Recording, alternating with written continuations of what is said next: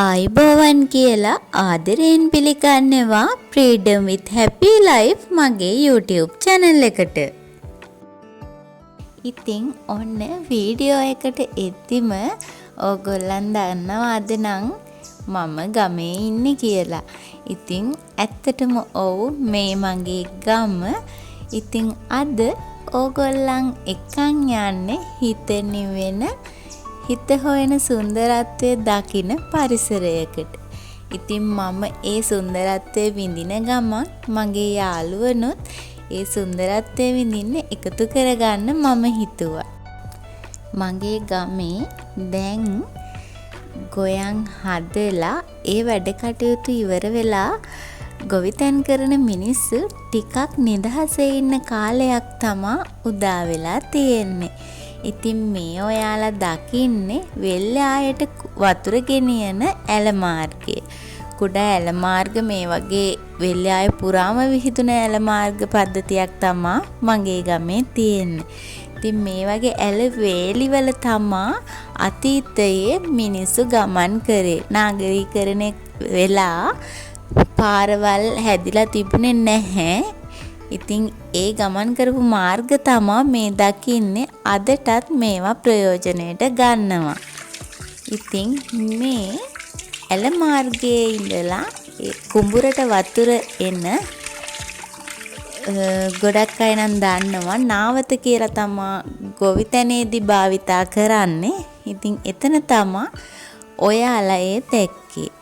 ඉතින් ඔය විදිහට ගොවිතැනේදී භාවිතා කරන වචන අපි නොදන්න සාම්ප්‍රදායික දේවල් ගොඩාක් ගැබ්බෙලා තියෙනවා. ගොවිතැන කියන්නේ අපේ රටේ ප්‍රධාන ස්ථානයක් හිමිවන කර්මාන්තයක්. ඉතින් මගේ ගමෙත් වැඩි පිරිසකගේ ජීවනෝපාය වන්නේ ගොවිතැන.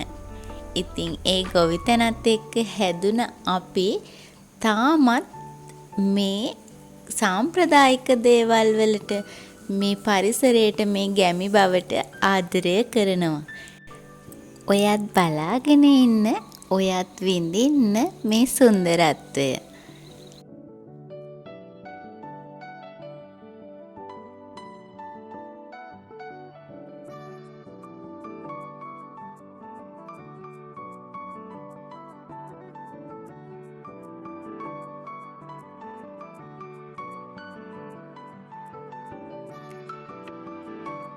ඔයාට හිතුණද මේ දිරපු ලී වගයක් ඇයි එකතු කරලා තියෙන්නේ කියලා?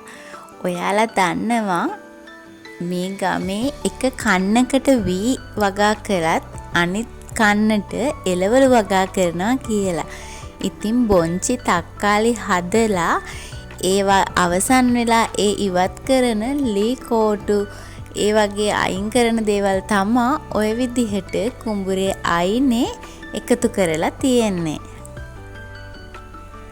ඉතින් ඔයාලා සමහර අය නම් දන්නේ නැතුව ඇති ගෙවල් පැලැස්සවල් කියලා පුරාණයේ ගම්වල තිබුණා. ගොඩක් වෙලාවට ඒ ගෙවල් පැලැස්සක ඉන්නේ මේ ඔයගොල්ලන් දකින්නේ ඒ වගේ පැරණි ගෙවල් පැලැස්සක් තිබුණ තැනක් දැන් නම් ගරා වැටිලා දැන් ඒකේ කවුරුත් වාසය කරන්නේ නැහැ. ඒ පැලැස්ස කියන ගෙවල් පද්ධතිය නිර්මාණය වෙන්නේ එකම පවුලේ සහෝදරයෝ විවාහ වෙලා පවුල් වෙන් වෙද්දී මහ ගෙදර වටේටම ඒ බිත්තිවලටම තවත් අලුතින් ගෙවල් හදලා එකතු කරගෙන ලොකු ගෙවල් පද්ධතියක් හදාගන්න එක තමා පුරාණයේ ගෙවල් පැලැස්සක් කියලා හඳුන්වලා තියෙන්නේ. මම ගොඩක් Facebook එකේ දැක්කා පෝස්ට් ෂෙයා වෙනවා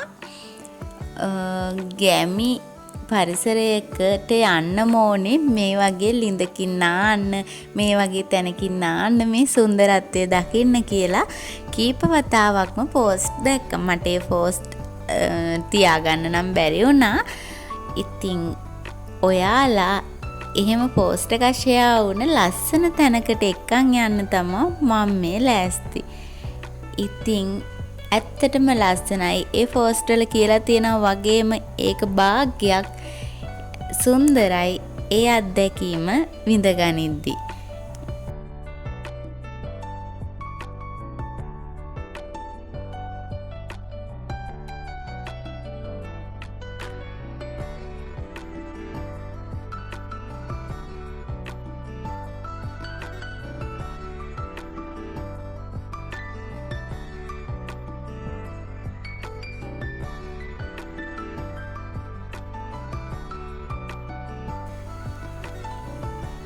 මෙන්න මෙතනට තමා අද ඔයගොල්ලන්ව එක්කන් යන්න ලෑස්ති වෙන්නේ. ඉතින් මම පුංචි කාලේ ඉඳන්ම නාපු තැන තමා මේ. මම සෙල්ලම් කරලා නාලා පැය ගාණක් වතුරේ ඉඳලා ගෙදර ගියේ මෙතනට වෙලා. ඉතින් මගේ ගමේ හැම දරුවෙක්ම ඒ අත්දැකීම නම් නොඅඩුවම තාමත් ලබා ගන්නවා.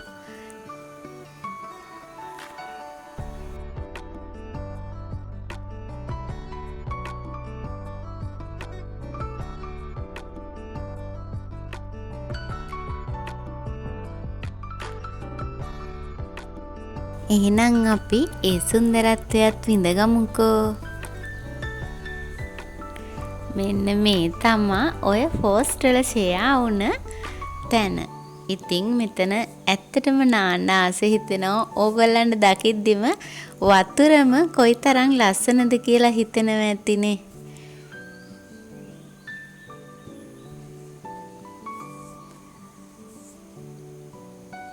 මෙතන වතුර හරිම සීතලයි.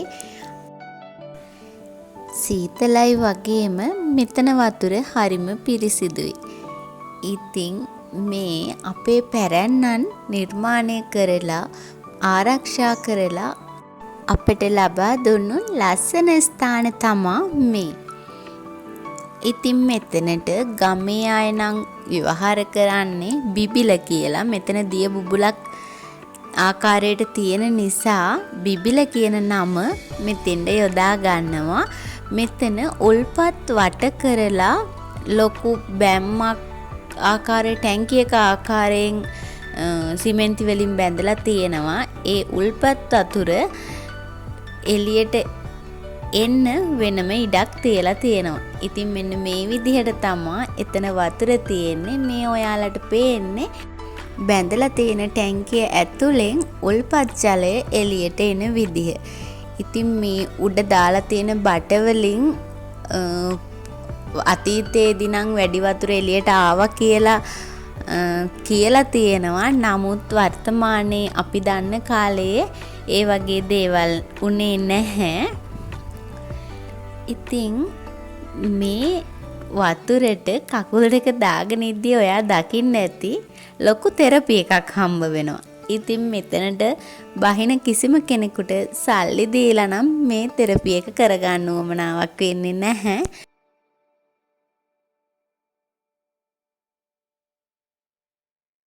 මෙතනට ආපුවම හරිම ලස්සන නිස්කලංක පාරිසරික අත්දැකීම් ටිකක් විඳ ගන්න පුළුවන් වෙනවා. ඉතින් මෙතන බිබිල කියලා අපි හඳුන්වනවා. මේ වටේට මේ අර මම කියපු ටැංකිය ඇතුලේ උල්පත් ජලය මතුවෙන හැටි තමා ඕගොල්ලන්ට පේන්නේ. ඉතින් මේ උඩ ඉඩක් තියලා තියෙනවා ඒ ටැංකිය ඇතුලට බහින්න. ඒ වගේම අපිරිසිදු තත්ත්වයක් ඇති වෙන ඕනෑම වෙලාවක පිරිසිදු කරගන්න තමා මෙතනින් ඇතුළට යන්නේ. ඉතින් මේ වටේටම මී ගස් කුඹුක් ගස් තමා තියෙන්නේ. වෙල්ලේ අයත් එක්ක බැඳිලා තියෙන නිසා මී ගස් කුඹුක් ගස් ගොඩාක් වටිනවා. මී ගස් වලින් ලොකු පොහොර ප්‍රමාණයක් අපිට ගොවිතැන් කටයුතු වලට ලබා ගන්න ලැබෙනවා. වගේම කුඹුක් ගස් වලින් ජලය බොහෝ දුරට ආරක්ෂා කරනවා. ජල උල්පත් ආරක්ෂා කරනවා කියලා ඔයාලා අපි හැමෝම දන්නවා. ඉතින් මේත් එක්කම එහා පැත්තෙන් පොඩි ඔයක් යනවා. ඉතින් පුළුවන් වුණ වෙලාවක මම ඔයාලා එතෙන්ටත් එක්කන් යන්න සූදානමින් ඉන්නවා.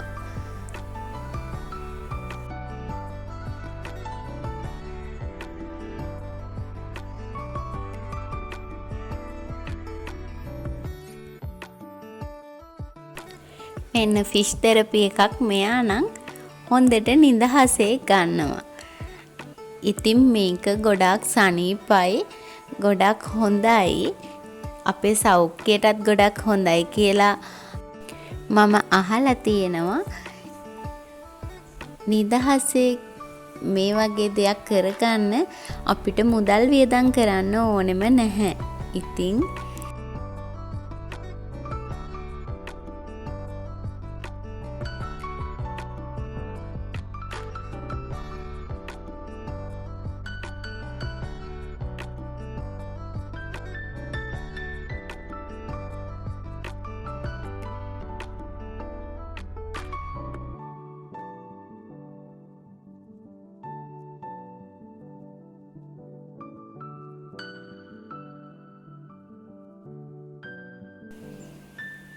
මේ මාළු දැන් මිනිස්සුන්ට බය නැහැ. මෙයාලා මිනිස්සුන්ගේ ස්පර්ශයට දැන් ගොඩක් හුරු වෙලා තමා තියෙන්නේ. ඒ නිසා මෙයාලා කලබල වෙන්නේ නැහැ. කලබල වෙනවා ගොඩක් අඩුයි. සතෙක් ආක්‍රමණයක් හරි ඒ වගේ දෙයකදී විතරයි එයාලා කලබල වෙන්නේ. මේ සතුන් මිනිස්සුන්ට දැන් ගොඩාක් සමීපයි.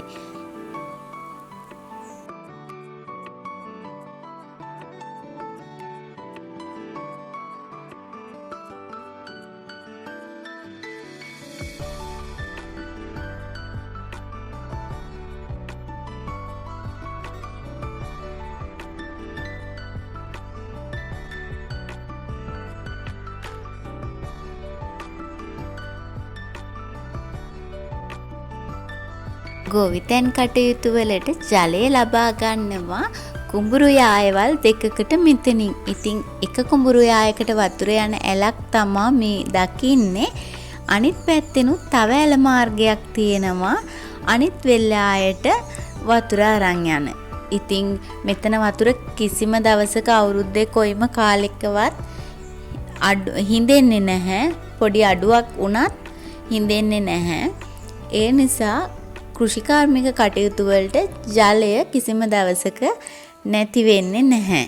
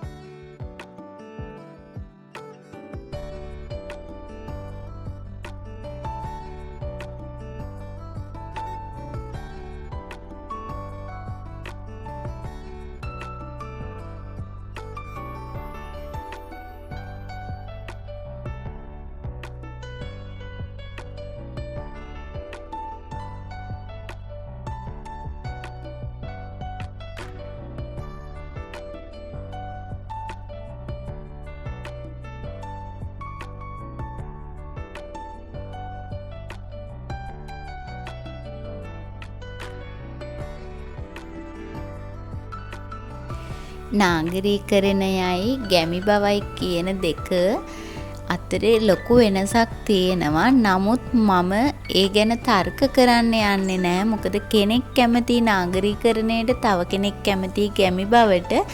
ඒ නිදහස අපි හැමෝටම තියෙනවා. මම දකින විදිහට මේ වගේ නිස්කලංක පරිසරයක ඇලදොල ගංගා එක්ක ගැටිලා හැදෙන ළමා කාලය ගත කරන පුංචි දරුවන් නිරවුල් මනසකින්, සැහැල්ලු මනසකින් තමන්ගේ ළමා කාලය ගත කරනවා. ඉතින් ඒ අත්දැකීම මටත් තියෙන නිසා මං ඒක අවිවාදයෙන් පිළිගන්නවා. නමුත් නාගරීකරණයයි ගැමි බවයි කියන දෙකත් එක්ක තර්ක කරන්න මම යන්නේ නැහැ.